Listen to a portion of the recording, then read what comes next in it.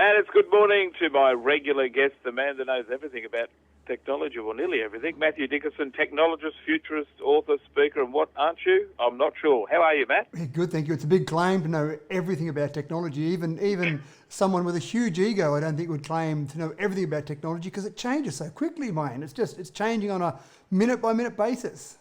Yeah, well, I'm confused. So, and I'm thankful that you're here to talk us through it. Now, how fascinating. Sony's wearable personal air conditioner. Do tell. Yeah, actually, they're setting it up to be ready for the Tokyo Olympics, but of course the Tokyo Olympics have been delayed a little bit, so they've gone ahead and released it anyway. But, you know, when you see the footy these days and you see the little lumps in the back of the shirts just between the shoulder blades, and they're little GPS units that players wear, even cricket players wear them now, to just track movements on the field and give coaches more ammunition to go crazy at players about. Well, the device looks similar to that. It sits between your shoulder blades and it basically allows the person wearing it to pick out their phone and either cool themselves or heat themselves up. And the idea is that basically it's got direct contact with your skin sitting there between your shoulder blades, and effectively the heating and cooling on that particular part is enough, according to Sony, to be able to heat your entire body. So I don't know that I'd go out in freezing cold conditions in t-shirt and shorts and wear it and everything would be okay, but the idea is it gives you that extra bit of heating or cooling that you might need. And so a great idea, and I think we'll see more and more of these things now. And of course there's other thermal things that people wear, thermal gloves, thermal longs. I mean, I know riding push bikes, a lot of my friends when we're riding in cold weather ride with things that are powered, that cool or heat different parts of their body. So I think it's the next step in that personal air conditioning. Yeah, it's quite amazing, Matt. I know that the sportswear manufacturers develop all sorts of textiles to ensure that people stay cool and warm and all the rest of it, but this is taking it to a whole new level, isn't it? Yeah, it'll run for about 2 to 4 hours, depending on whether it's cooling or heating. Heating uses more power than cooling, so it'll run for about 2 to 4 hours. Then you just plug in, it's got a USB-C port on it, you plug it in, charge it up for another couple of hours, and away you go again. So again, I haven't put my hands on one of these yet. They're about $170, so not ridiculously expensive, but I'll, as soon as I can get them on our shores, I'll be keen to have a play with one.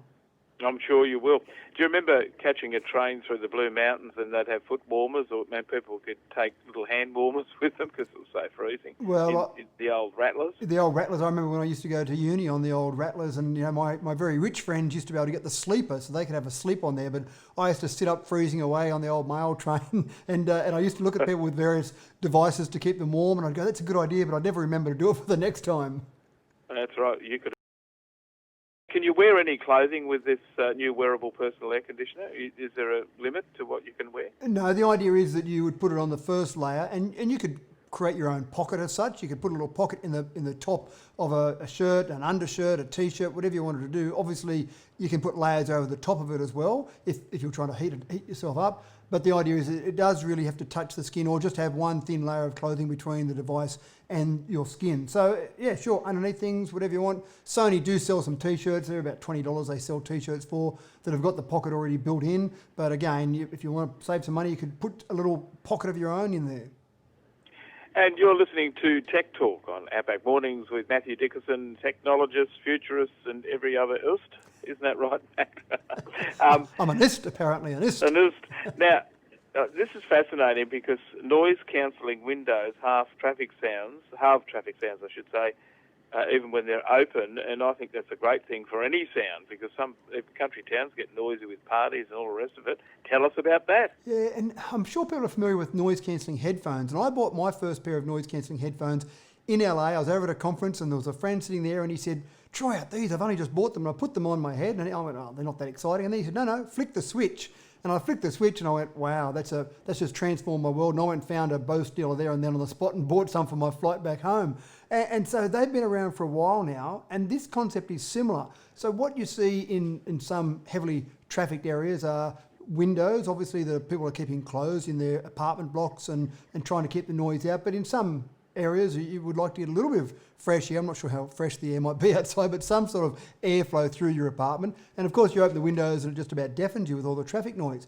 And traffic noise is all low frequency noise, all around that 200 to 1,000 hertz noise. So it's that that noise that's very low and I suppose almost penetrating. And what these particular researchers have done is they've taken a grid of a window and they've actually done similar to what a noise cancelling headphone has done. They actually put some speakers on the grid, some small speakers, about 4.5 centimetre diameter speakers, so not very large.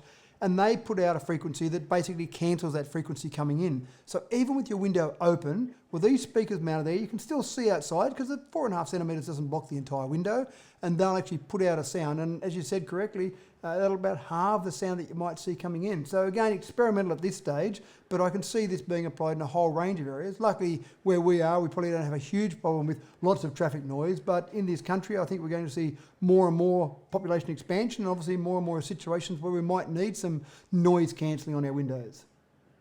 So, Matthew, is it similar to white noise that you would use if you've got a snorer next to you or something like that? No, it's a little bit different to that. It actually detects the frequency of the sound coming in and then puts out a sine wave that's the exact opposite of that. So if you remember back to your old high school physics, you've got a sine wave with its peaks and troughs, and you put out another sine wave that has the opposing peaks and troughs, so effectively it cancels that sound. Now that works really well in a noise cancelling set of headphones where you've got a very enclosed space and a very controlled environment. When you've got a window which has got a whole range of other noises coming in and other areas for noise to be leaking in, if you like, it can't be as effective as headphones, but it can still be fairly effective. So it's very clever technology. And do you think they might invent one for a snorer, or stick a speaker on a snorer or down their body so that the poorer person who's listening to it all night won't hear it? Yeah, no, that's possible. They've got that now. You just move to another room, I think, is a solution there. So we still can't cure snoring. Okay. No, and the problem is, sorry, just briefly there, what all of these devices do is they rely on a constant sound, a constant frequency. So in a plane, the jet noise in the background is fairly constant frequency, so it's fairly easy to cancel that. What's amazing, I've been on a plane where I've got the noise cancelling headphones on, all the jet noise is basically gone, but a baby crying, I can hear clear as day because the frequency is going up and down. And the same with snoring. It's a changing frequency, so it's very hard to limit that with noise cancelling. Just good old-fashioned earplugs, I think, is the solution there. You're listening to Tech Talk with Mathew Dickerson. And Matthew, tell us about the Super Strata Ion 3D printer, this whiz-bang thing that made a bike, please. Yeah, well, I'm a bike rider myself, and I love the idea of this. I mean, I've been measured up for bikes that I've bought, and I've then gone and picked one out, and the local dealer's gone and got the right seat height and a whole range of things. But this bike is taking it to the next level. They measure you up the same as they would do for a normal bike, but once they've got all your measurements and work out exactly how you should be sitting on a bike, they 3D print the bike to suit. So you don't have to worry about mucking around with seat heights and the stem on the bike and how far out forward that goes and all those sort of things. It 3D prints the frame in one go, and that will be the frame that will suit you and exactly you to be able to ride to give you your best performance and best comfort. So that sounds fascinating. Stronger than a normal carbon fibre bike because there's no gluing, no joining. It's all printed in one continuous print. And look, quite reasonably priced. I mean, people pay, I've got friends of mine that have paid $13,000, $14,000 for their bike. At the moment, US pricing only, you're talking about only $3,000 to maybe $5,000 for one of these bikes, which again, sounds like a lot, but comparable in other high-end bikes, it's actually quite reasonable. Well, there you go, because they are expensive, aren't they? Racing bikes and, touring bikes or whatever they're called.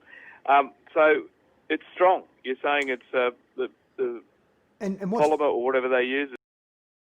Fascinating about it is when you look at the picture, obviously we're on radio, so it's a bit hard to show the picture, but the actual traditional two triangle shape frame that a bike normally is when it's got the forward triangle and the back triangle, which was designed hundreds of years ago when bikes were first being built, that was built around the, I suppose, weakness of the materials they were using. Just using good old-fashioned steel or timber in the early days, you needed all that strength with the structure.